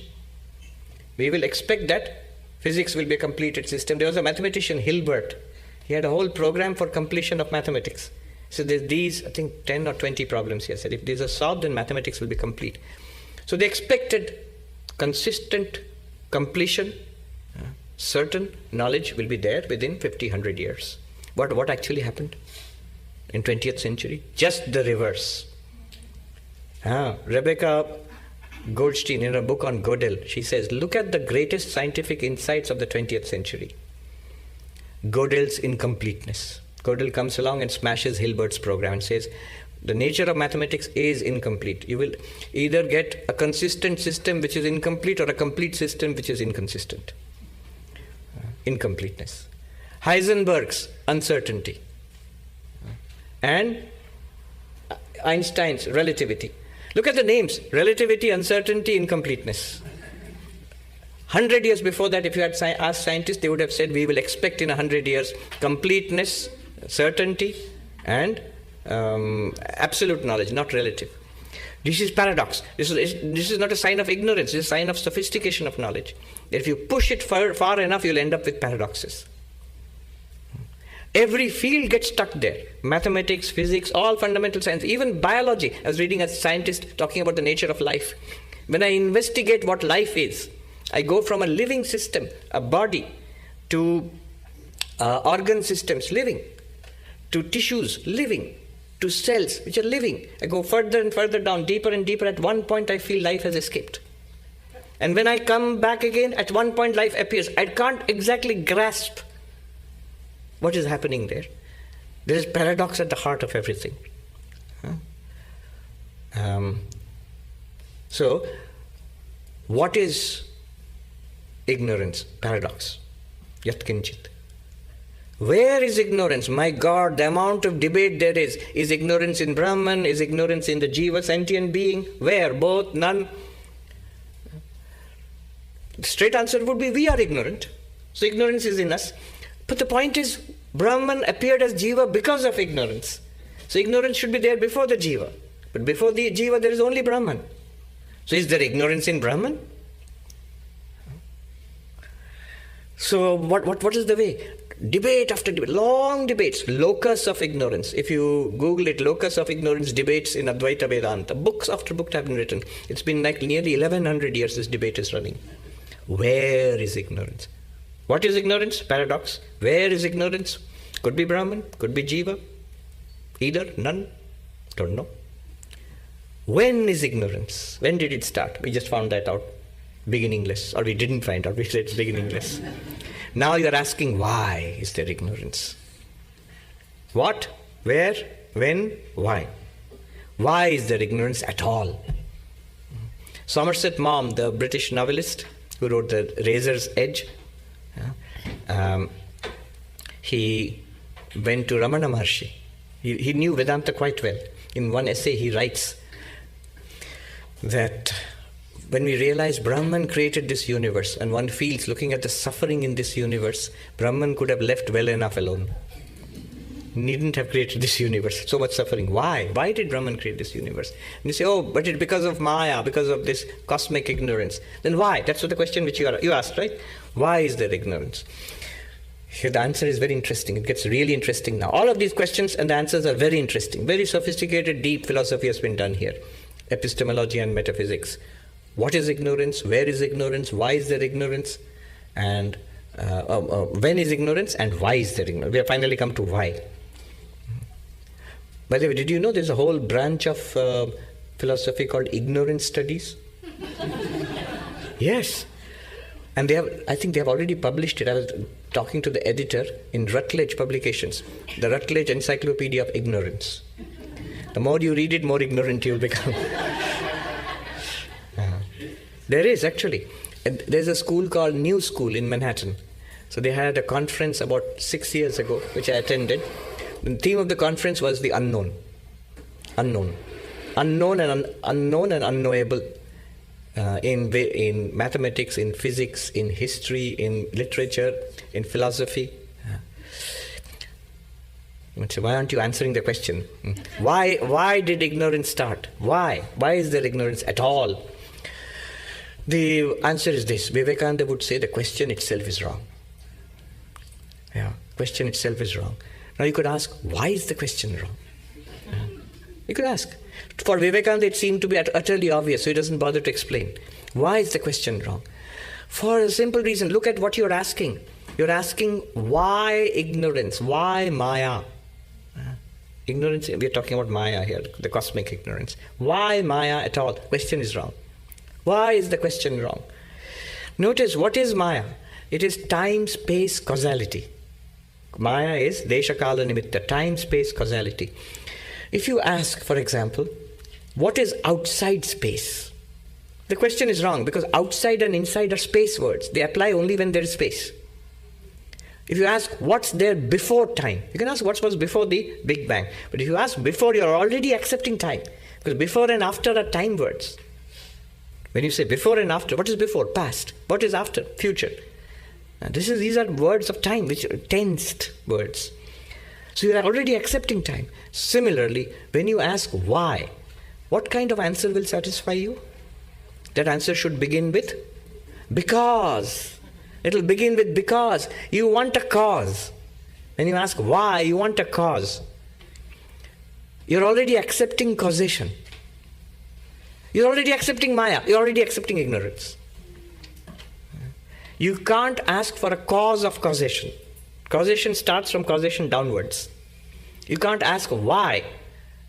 It's like, what is causation? Why? Why? Because it's causation. Now you're asking why? There is no causation. The whole point is to show there is no causal link between Brahman and this universe. People say that Brahman created the universe. No, it didn't. If you ask Brahman, no, I didn't. What universe? Only I exist. So somebody put it this way. I think it was Swami Sarvapriyananda. He said, on our side of enlightenment, we have the question, we don't have the answer. On their side of enlightenment, they have the answer, but not the question. Yes. Who else? Thank you. Yeah. Pranam Swamiji. I have a question. What's your My name? name is Indrajit. Indrajit. So I have a question at the intersection of Vedanta and physics. So I'm going to make this question with 3 very short comments and then pose a question. That's okay. So our first comment is regarding falsifiability of Advaita Vedanta. So I want to just make the comment that philosophical theories are usually not falsifiable. In order to make them falsifiable, one has to provide additional assumptions or structures. So these questions usually involve a category error. Second comment is about a connection between Vedanta and physics. It appears to me that the core claim, a core claim of Vedanta is that there is no separation at the level of ontology, only at the level of appearance. So this assumption, non-separability, also enters as an assumption in Bell's theorem, which proves that quantum theory is non-local. And it is also the theorem which is the foundation for modern quantum computing. So the interesting part for me as a physicist is that this non-locality cannot be used to send a signal. But there are futuristic theories where this possibility is entertained.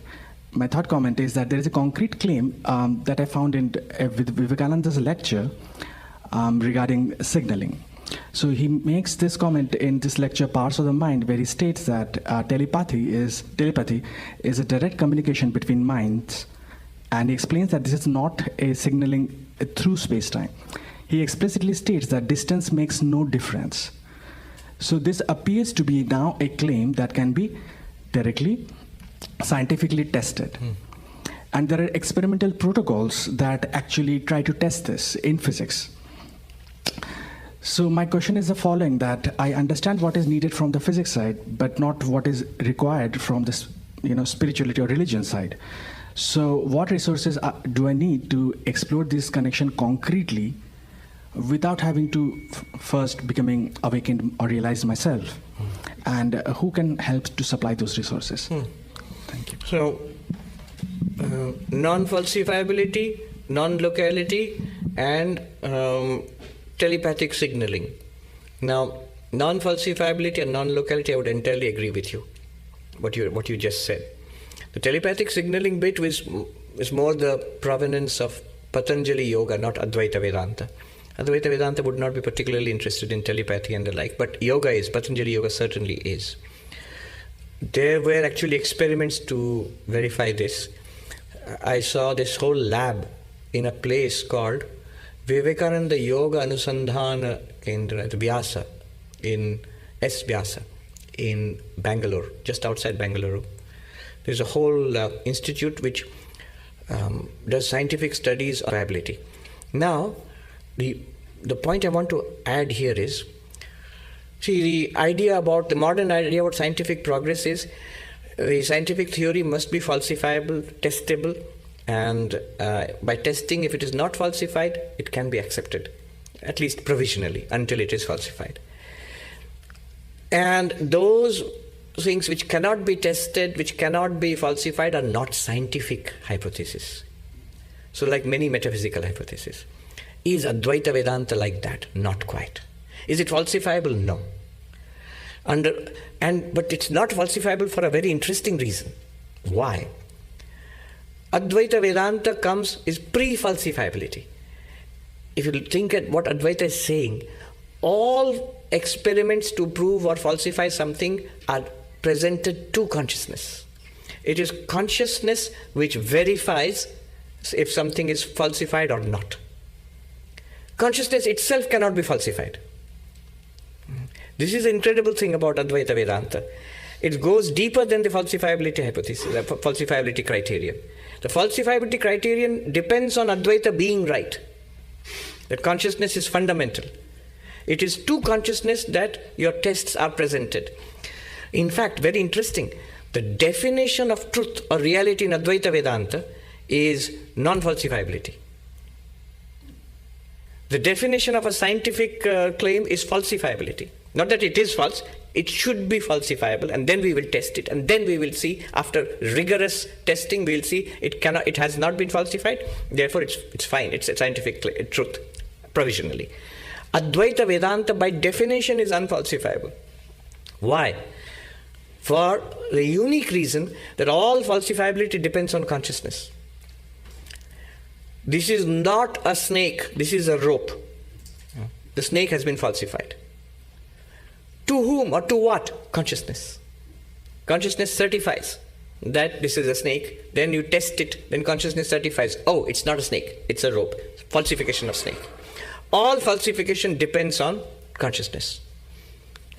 But consciousness itself cannot be falsified. Then what will be the witness of that falsification? By definition. In the Vedantic definition of truth or reality is abhadhitatvam satyatvam. Trikala abhadhitatvam satyatvam. That which cannot be falsified in 3 periods of time is the reality. And if you look at it, only consciousness cannot be falsified. Only existence, bare existence of bare consciousness, if we understand the concept of that, it cannot be falsified. Now, what we might say, it's a fine concept, but how do we know it's true? It's not even a concept. It's the ground of all truth and appearance. It's basically what we are experiencing all the time. If we understand what Vedanta is trying to do, yesterday I mentioned, day for yesterday, an extraordinary clarification of ordinary experience. If we begin to understand what is consciousness already presented as we are experiencing it, we'll see it is non-falsifiable. Also non-local. But from an Advaitic perspective, why non-local? Non-local from a quantum theoretic perspective is one thing, from Bell's theorem. But from another, it got the Nobel Prize, I think 1 or 2 years ago, some physicists got Nobel Prize for work on non-locality. The Advaitic understanding of non-locality would be, because space and time are both appearances in consciousness, or space-time is an appearance in consciousness. In that sense, consciousness is non-local. Locality means something located in space, in time. Because consciousness is not located in time and space. Rather, time and space are located in consciousness. Therefore, consciousness cannot be local. It must be non-local in a more fundamental sense than quantum non-locality. Yeah. I met this person, he's the head of quantum computing at Google. And in Venice, walking by the canals in Venice, he was this quantum theorist, quantum engineer actually, quantum computing engineer, trying to explain quantum theory to a monk. And we discussed Maya and quantum theory. And it was a rigorous conference because I had to end it with writing a paper on quantum theory and Maya. I had just the rudiments of the ideas. But he knew what he was talking about, and he had studied Vedanta for some time, so he was able to guide me. The problem is only one part of it, quantum theory and Advaita Vedanta. There are 2 sides to it. One side, Advaita Vedanta, I know a little bit. Quantum theory, I really don't. So my answer is to be taken with a pinch of salt. That's it. There's no use looking at me. You have to catch the attention of that person. They're looking at me pleadingly.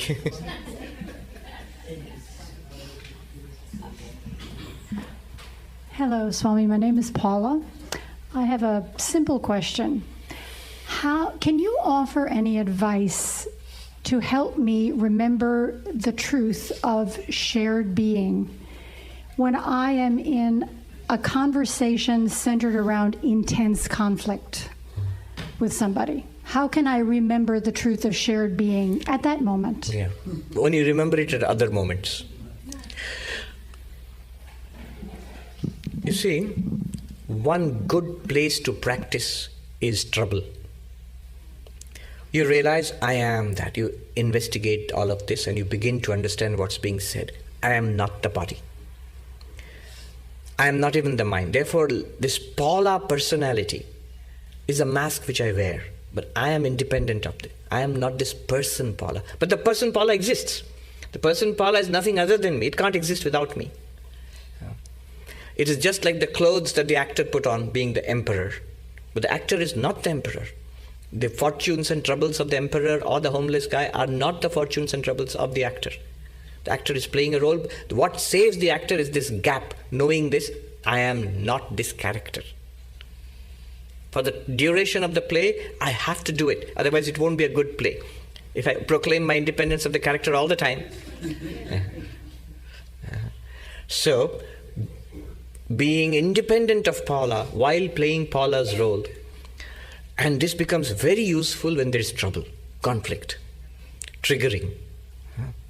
See if it can help you to see that I am not Paula. Now let Paula play the best role that she can. Be calm, be considerate, be firm, whatever is necessary. Speak truth to a difficult person, be compassionate, all of that. But that is possible only when you keep a little distance between yourself and Paula. Then you remain calm in the eye of the storm. Because Paula will get upset.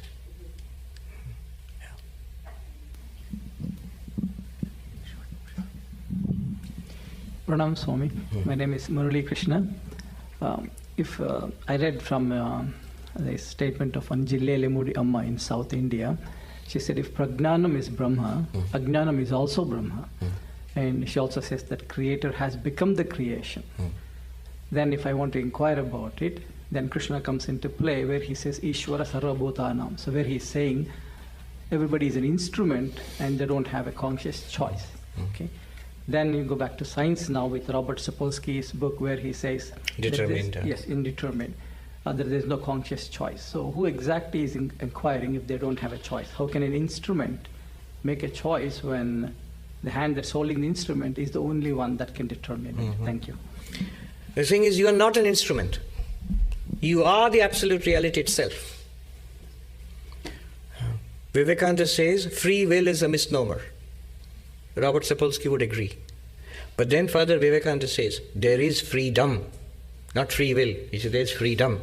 What is freedom? The very nature of Atman or Brahman. You are Atman, you are Brahman. You are not an instrument. This personality is an instrument, like Paula's personality, is an instrument to you.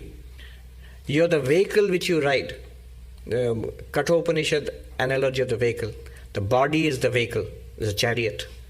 The senses are the horses. The reins with which you control the senses is, the wheel. It's the mind. The intellect is the driver. You are not even the driver of this chariot. Then what are you? You are the passenger. You are the witness consciousness. Right? And this whole body mind is putting on a display. But in identification with this body and mind, you have the appearance of free will. As long as we are not enlightened, we have the appearance of free will and we need to use it in order to break out of this dream-like, half awake, half asleep experience. So yes, you have a provisional free will. It feels like we have free will. Upon inquiry, it seems there's no free will.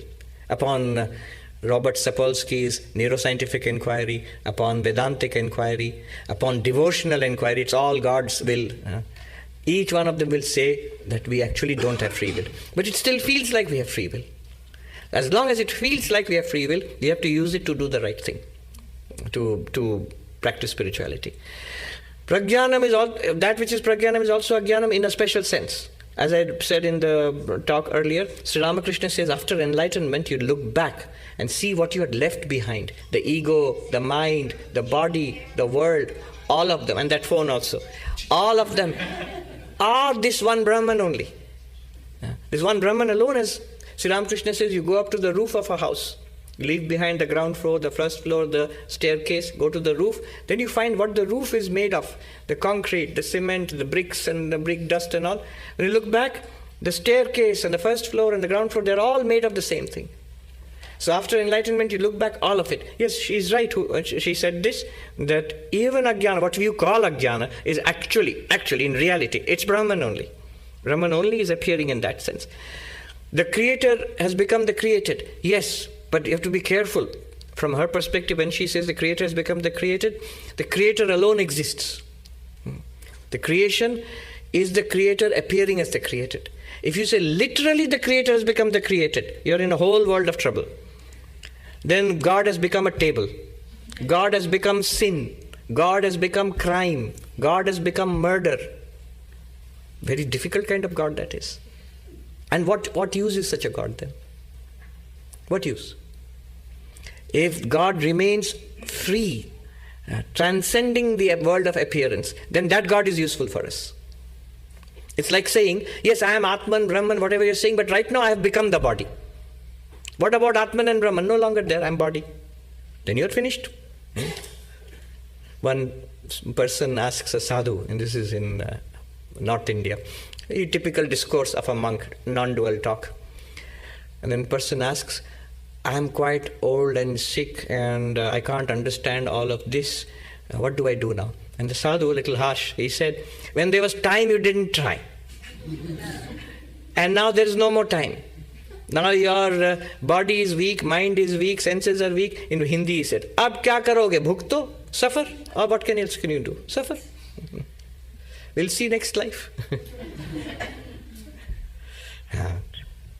You must get a grounding now, so that when the challenges come, when the storms come, we'll be well grounded. We can be in a position from which we can deal with it. Yes. My name is Neti. I am asked to briefly, precisely tell my name and the person. My name is Niranjan. I'm from Calcutta.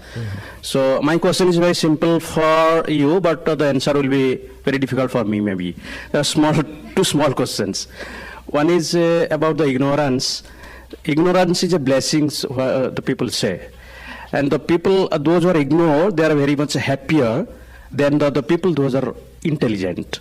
So what do you recommend? Should I be ignorant or intelligent? This is one.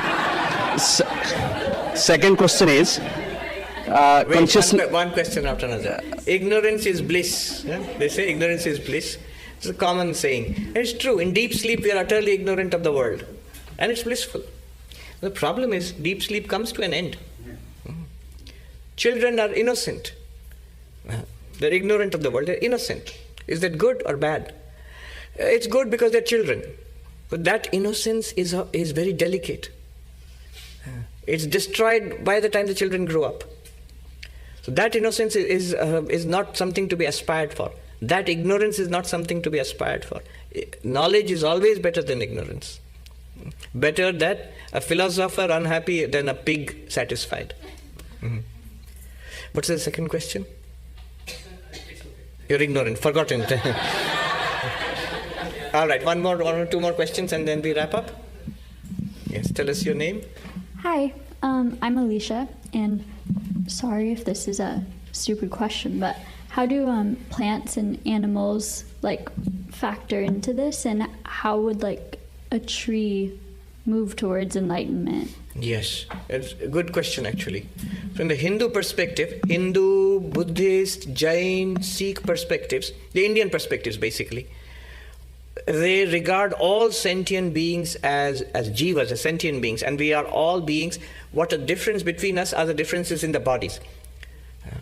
It's the same set of programs, apps running on different hardware. So it's the same subtle body, it's a sentient being, but now in the body of a tree. So a lot of the apps are not working. You might say, if we are all sentient beings going from body to body, we should have the same knowledge, same... No, it doesn't. Even in computers, you will see, you take your operating system and move it from a high-end hardware to a low-end hardware. You will find many of the apps are not working there. Similarly, a subtle body which is born in the body of a tree will have only certain functions available to it for a while, and as long as the tree is there. But we are all sentient beings, subtle bodies, sentient beings, what is called Jivatma, sentient beings, moving towards freedom and enlightenment. And we could have tree births, we could have animal births, plant births, births as human beings, births as as gods in heavens or demons in hells. There are multiple. And today we might say aliens in other planets. But we are all moving towards enlightenment and freedom. Yeah. So they are all part of the cosmic drama. They are not objects to be mistreated or ignored. They are sentient beings like us. All of them. Yeah. Last one? Last question. Namaste, Swamiji. Not a question. I just wanted to share an insight I received from listening to your talks. If I may share that with you. What's your name? My name is Shyam. Shyam. So on the topic of false identification with our bodies, I would partly blame the English language for it, with pronouns like anybody, nobody, somebody, everybody. So I applied your mirage example and viewed these words through the lens of different people, from the novice to the enlightened. So a novice, an ignorant man of the world would say, I'm somebody, like full of ego. Somewhat intelligent person, like a student of Vedanta, would say that I am nobody. And a fully realized person would say, I'm everybody. And your example, the guy with the polarized lens or with dark glasses would say, I don't see anybody. So I just wanted to add some levity. Nicely put. I think we can end with that. Thank you very much. Should we take this to the living room? Yes. Thanks to all of you and the Swami, and clarifying so many questions of ours. Infinite number of questions are there, but he's always pointing out to go to one. So all these problems are in the duality, so it will vanish. But anyway, those who want to get a signature from Swami in his book signing, go to the living room, greenhouse living room, and afterwards all are invited for lunch. We'll be expecting, but by 1:30, but little late it may be, because your signature will take some time. So after that we'll all go to eat.